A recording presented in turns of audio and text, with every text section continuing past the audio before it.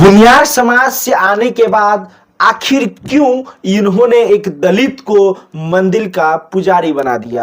किशोर कुणाल कैसे बन जाते हैं आचार्य कुणाल किशोर। किशोर कुणाल जी एक छोटे से गांव से कैसे आईपीएस तक का सफर तय करते हैं। आईपीएस जैसे रसूखदार नौकरी को छोड़ आखिर क्यों किशोर कुणाल जी अध्यात्म की दुनिया में चले जाते हैं। नमस्कार, आप देख रहे हैं हमारा चैनल। मैं हूं अमर कुमार। आज हम जानेंगे आचार्य किशोर कुणाल जी के बारे में। 10 अगस्त 1950 में मुजफ्फरपुर के बरूराज नामक एक गांव में उनका जन्म हुआ। इनके पिता का नाम रामचंद्र शाही था और वो पेशे से समाज सेवी और किसान थे।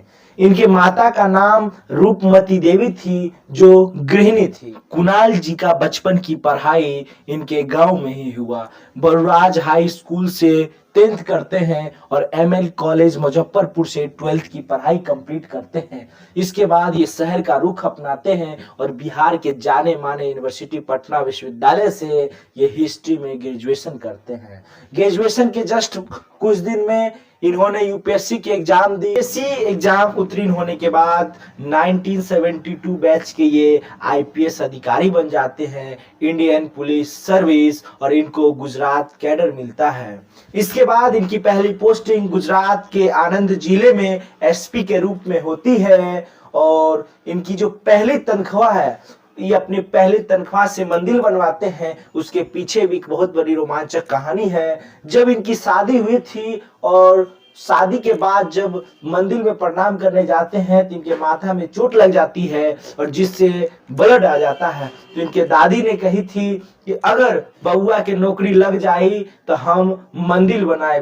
तो जैसे ही किशोर कुणाल जी की पहली तनख्वाह आती है उससे ही अपने गांव में मंदिर बनवाते हैं। उस मंदिर का नामकरण अपने दादी के नाम पे करते हैं। इस युवा पुलिस ऑफिसर के रूप में इनके काम को देखते हुए इनको 1978 में अहमदाबाद में डिप्टी कमिश्नर ऑफ पुलिस की एक बहुत बड़ी जिम्मेदारी दी गई और इसके बाद इनको एक से एक बड़ी जिम्मेदारी मिलते चली गई। विश्व हिंदू परिषद बाबरी मस्जिद एक्शन कमेटी के मीडिएटर के तौर पे उस समय के तत्कालीन प्रधानमंत्री वीपी सिंह के द्वारा इनको ओएसडी ऑफिसर के रूप में अपॉइंट किया गया। ओएसडी मतलब ऑफिसर ऑन स्पेशल ड्यूटी। ये कार्यकाल इनका प्रधानमंत्री नरसिम्हा राव के सरकार तक चले। राम मंदिर केस में इनका एक बहुत ही अहम भूमिका है और दर्शकों आपकी जानकारी के लिए मैं बता दूं, राम मंदिर ट्रस्ट के ये संस्थापक सदस्य भी रह चुके हैं। 1983 में अपने स्वराज बिहार के पटना शहर में इनको पटना के एसएसपी के तौर पे चुना जाता है और ये उनके लिए एक बहुत ही गर्व की बात थी जब वो अपने बिहार के पटना जैसे बड़े शहरों में एसएसपी के रूप में उनको दायित्व मिलता है। सुर्खियों में तो ये यूं ही बने ही रहते थे, लेकिन जब पटना के एसएसपी के रूप में ये काम कर रहे थे, इसी बीच एक बेबी हत्याकांड का मामला होता है और इसी से कई रुसूखदार लोग और सत्ताधारी लोगों से इनकी टकराव हो जाती है और ये बिना झुके उस हत्याकांड की सच्चाई से जांच करने में लग जाते हैं। इसी से बहुत हाईलाइट हो गए थे कुणाल किशोर जी। पटना के एसएसपी के रूप में काम करते हुए इनका जुड़ाव पटना महावीर मंदिर से होता है। 1993 में ये पटना महावीर मंदिर के सचिव बन जाते हैं और यहीं पे वो अध्यात्म की दुनिया में एंट्री ले चुके थे। उसके बाद जब ये सचिव बनते हैं, महावीर मंदिर आप जानते ही होंगे कितनी बड़ी मंदिर है और कितना बड़ा डोनेशन आता है।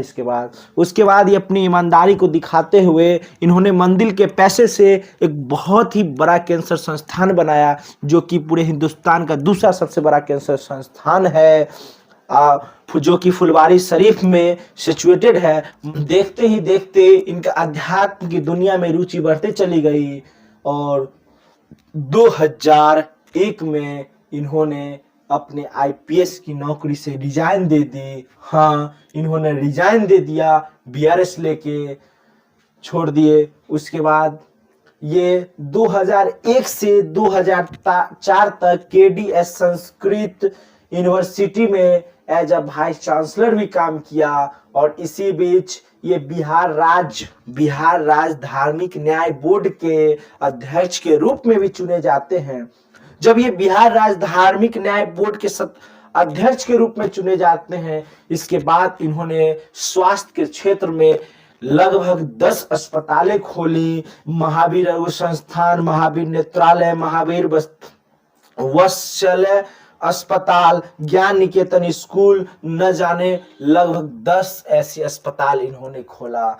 और जब ये बिहार राज्य धार्मिक न्याय बोर्ड के अध्यक्ष थे, इस वक्त इन्होंने एक भूमियार समाज से आने के बावजूद बिहार में के मंदिरों में इन्होंने दलित पुजारियों को अपॉइंट किया। ये एक बहुत ही बड़ा सामाजिक काम किया, जिससे जाति प्रथा को खत्म करने की इन्होंने कोशिश की। इनके बाद ये अपनी पूरी जीवन अध्यात्म की दुनिया में दे दिए और अपने अंतिम काल तक इन्होंने भगवान श्री राम के लिए समर्पित कर दिया। 2008 में तत्कालीन राष्ट्रपति प्रतिभा देवी सिंह पाटिल के द्वारा भगवान महावीर पुरस्कार से नवाजा गया। 2006 में इनको समाज कल्याण समिति से पुरस्कृत किया गया। कई बार इनको ऐसे अवार्डों से सम्मानित किया गया है। वर्तमान में इनकी बहू हिंदुस्तान के सबसे कम उम्र वाले सांसद के रूप में बिहार के समस्तीपुर संसदीय क्षेत्र से चुन के आई हुई है। इनकी बहू का नाम संभवी चौधरी है। ये अपने पूरी जीवन सामाजिक कल्याण के रूप में समर्पित कर दिए। 29 दिसंबर 2024 को हार्ट अटैक आने के कारण इनकी मृत्यु हो जाती है और इनका मौत सुन के पूरा बिहार में मामत छा जाता है। जो लोग हमारे चैनल पे पहली बार आए हैं, कृपया चैनल को सब्सक्राइब करें। अपनी राय कमेंट्स में जरूर दें। और इससे पहले हमने मनमोहन सिंह के बारे में बायोग्राफी की है। जिन्होंने नहीं देखा है, डिस्क्रिप्शन में लिंक दिया हुआ है, जाके मनमोहन सिंह के बायोग्राफी पे एक शानदार वीडियो तैयार किया हूं, जाके जरूर देखें। धन्यवाद।